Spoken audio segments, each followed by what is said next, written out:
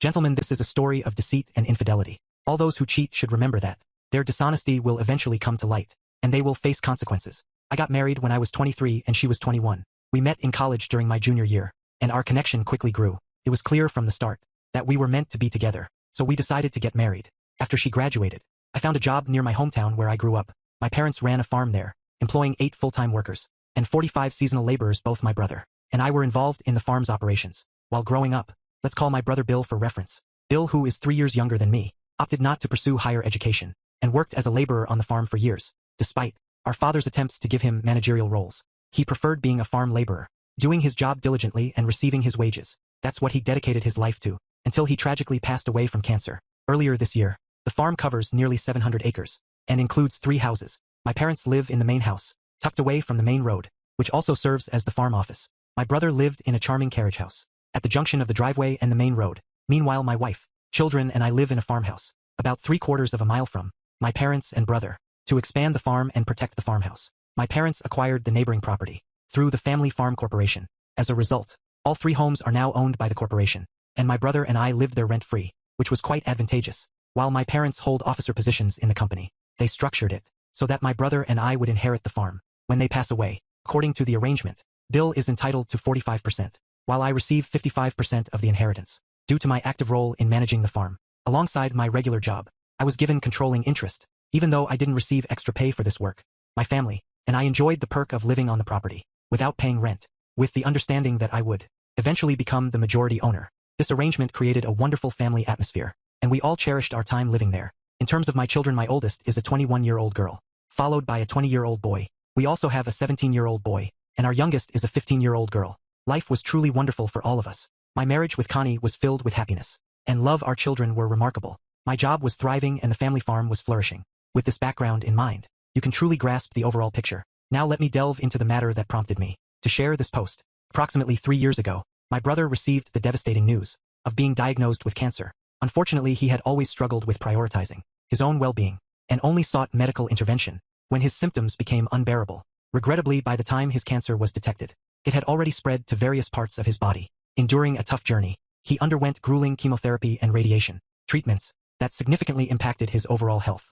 Despite the toll it took on him, he bravely continued with his work commitments. Earlier this year, we experienced the profound loss of Bill, and it was an incredibly emotional period for our entire family, particularly for me. Bill held me in high regard as his role model, and I was there to help him through the challenges he faced in life. One major obstacle he tackled with my support was his battle against alcoholism, which he successfully overcame 4 years before his passing. Additionally, he grappled with significant tax issues that needed attention and resolution. I played a crucial part in helping him navigate these challenges, since he often struggled with even the simplest tasks. Life threw at him. As a result, our bond grew exceptionally strong, and we became very close. My wife and children also had a deep affection for him, even though they affectionately called him Crazy Uncle Bill. It's important to note that Bill wasn't unintelligent or lazy. Instead, he lacked the motivation and ambition to improve his life and circumstances. Over the years, Bill had several relationships with different girlfriends, but none of them lasted. Many of these connections formed with women he met at bars, often resulting in short-lived romances. However, there was one instance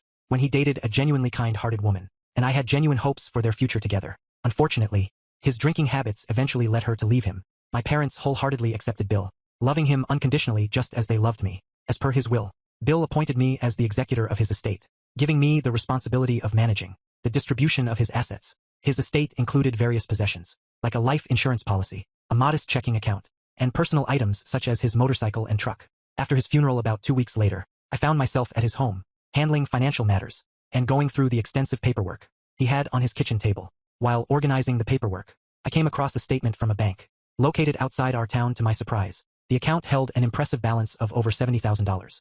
However, what truly startled me were the names listed on the statement. The account was in Bill's name, but my youngest son, whom I'll call Joe, was named as the beneficiary with the acronym POD, which stands for Payable on Death. As I went through the details, I felt confused. I couldn't help but wonder why my brother had chosen to set up the account this way. What was the reason behind designating Joe as the sole beneficiary when he didn't have a closer bond with Joe compared to my other children? In fact, if anything, Bill had a stronger connection with my other kids rather than Joe. My mind raced trying to find answers, but I realized I couldn't come up with a logical explanation.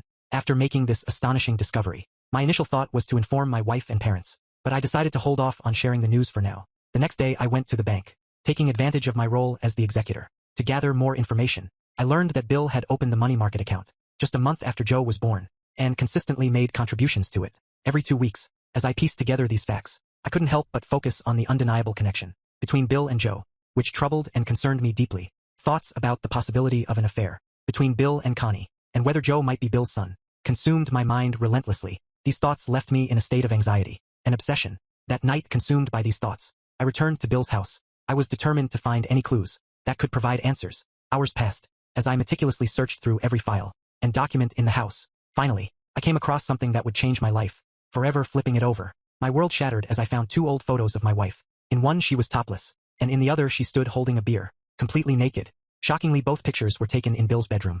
Overwhelmed by a mix of devastation, anger, and confusion, I remained at Bill's house for several more hours. That night, shifting between tearful despair and seething anger, Connie eventually called asking about my whereabouts, which prompted me to return home. At that point I decided not to directly address her, as I needed time to think about my next steps. I even briefly considered ignoring what I had found, but that idea was quickly dismissed. How could I even think of such a thing? Those photos were from years ago, and my brother was no longer alive. I couldn't keep this to myself, so I made the choice to tell my parents about what I had discovered, and I followed through on that decision.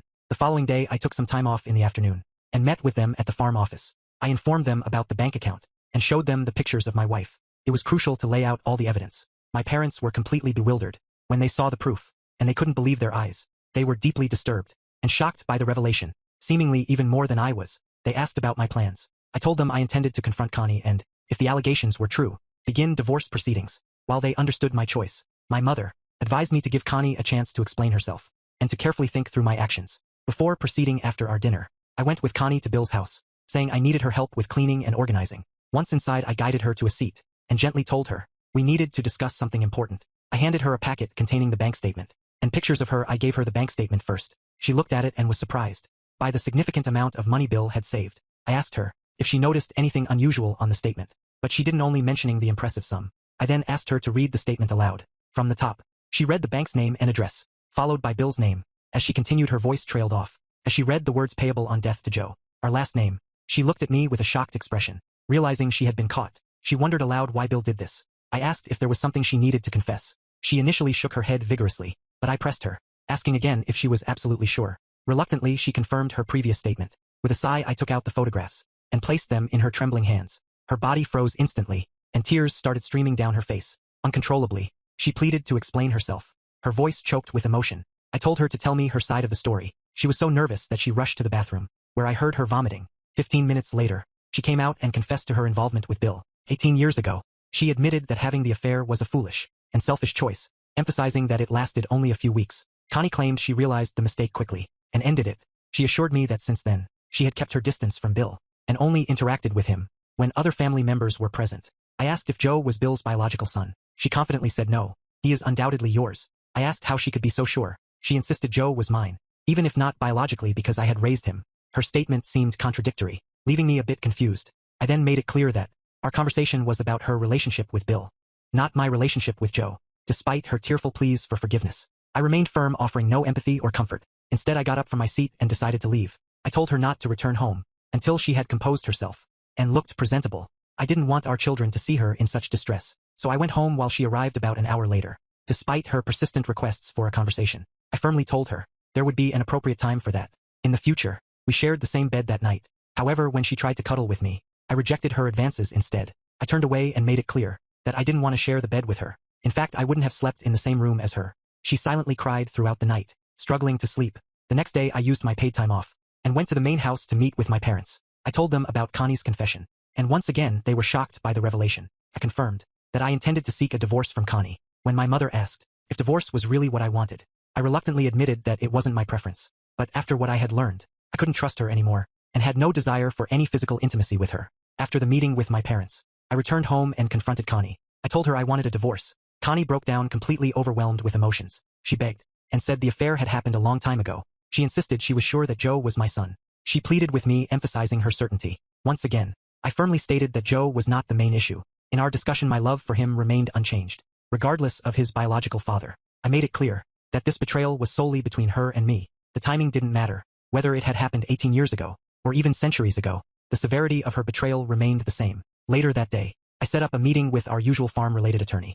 Recognizing the seriousness of the situation, he suggested a divorce attorney, who happened to be a close acquaintance. Without wasting time, I scheduled an appointment with the divorce attorney for that same afternoon, initiating the legal process. The attorney reassured me that the farm and the 3 houses, all integral parts of the corporation, wouldn't be at risk during the settlement, providing some comfort amid the chaos. Despite the infidelity, the attorney explained that our remaining assets would still be split evenly. This was possible because my parents had wisely organized the farm as a corporation, anticipating such unfortunate circumstances. They had appointed themselves as the sole officers, a foresight that proved invaluable in minimizing potential fallout from a situation like this. If any of my children were to go through a divorce while having ownership in the farm, their ex-spouse wouldn't have any claim to the farm. The attorney clarified that the farm's corporate structure doesn't grant ownership rights to my wife. He also clarified that, due to my wife's lack of employment outside the home, I might be required to provide spousal support for at least 5 years, possibly longer. Even in cases of infidelity, spousal support remains mandatory, which is quite surprising. The laws seem to favor women heavily, as he pointed out. While we could consider challenging this in court, his assessment was based on his past representation of clients in similar situations. According to him, that was the expected outcome. I had anticipated and prepared for it. Money wasn't my primary concern. I simply wanted to end the marriage. After returning home, I broke the news to Connie, and she completely lost control. She cried and begged for a second chance, but I repeatedly refused. Then I let her know that I would be talking to the children over the weekend. I mentioned that I'd speak with Joe one-on-one first, and then gather all the kids together, including Joe, to inform them. Connie asked if she could be present during these discussions, and I firmly declined. However, I did tell her that she could meet with them afterward, if she wanted. On Saturday morning, I approached Joe and let him know there was something important we needed to talk about. We walked to the creek on our farm, where there was a pavilion and picnic benches. In that peaceful setting, I shared the news with him. As expected, he was devastated and filled with worry. In his distress, he asked me if I would still love him if he wasn't my biological son. I reassured him, letting him know that my love for him would remain strong, no matter his biological ties. I firmly told him not to dwell on it, emphasizing that it wouldn't change my relationship with him, or with any of his siblings. I made it clear that this was an issue between his mother and me, and he and his siblings were not at fault. I went on to explain that I would be divorcing his mother, emphasizing that it was solely because of her affair with Uncle Bill, and had nothing to do with him or his actions. We spent a couple of hours sitting and talking.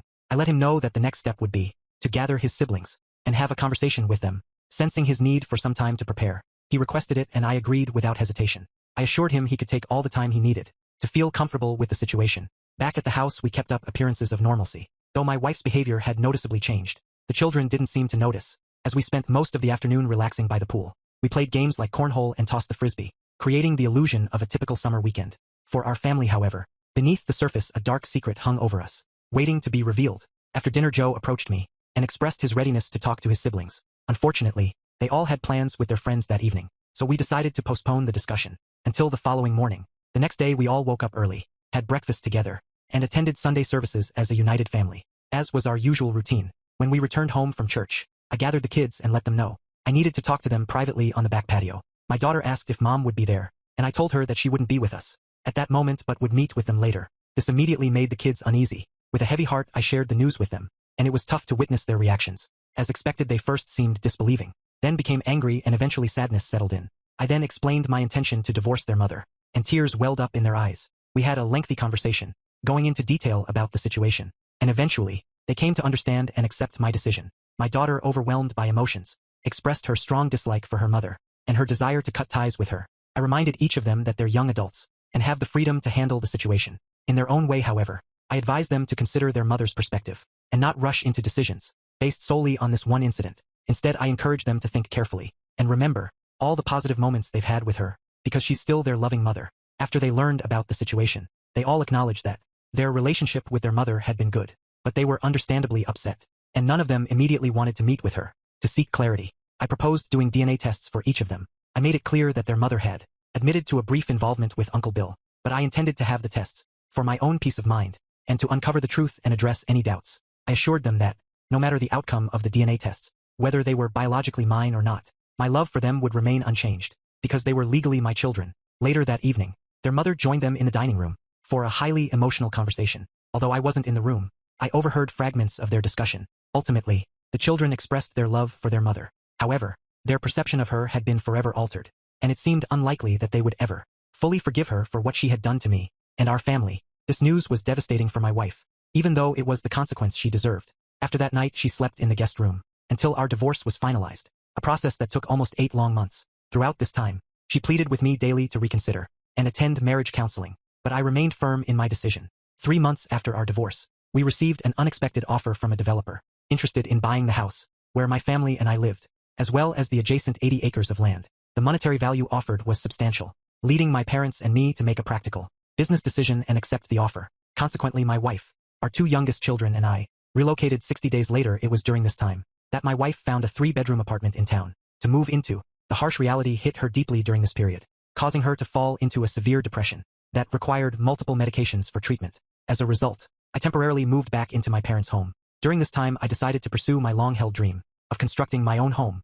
On the farmland, the opportunity arose, allowing me to bring my vision to life. Collaborating with an architect, we designed a beautiful, mid-sized log cabin with 3 bedrooms. After its completion, I now live in this dream house with my 2 youngest children. They also spend a few nights each week with their mother, while my ex-wife continues to grapple with her depression. There are some signs of improvement. She expresses a desire to reconcile, but I have no interest in rekindling our relationship.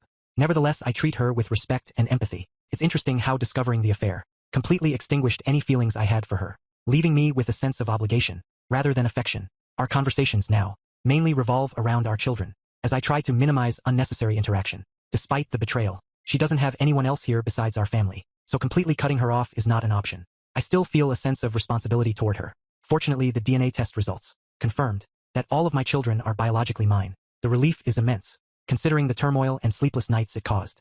However, this revelation does not alter my feelings toward Connie. The profound betrayal she inflicted upon me remains unforgivable, and I will never be able to forget or fully forgive her. I still don't understand why Bill set up that account with Joe as the beneficiary. My ex-wife insists that they never discussed paternity, and I'm inclined to believe her on this matter. However, it's strange that Bill would make such a decision without any clear reason. Maybe he assumed something, or perhaps he wanted Joe to be his child. Despite this ongoing uncertainty, I'm content with my current situation and the relationship I have with my children. Restoring trust with my ex-wife may never happen, but I still care about her and genuinely want her to find happiness in life.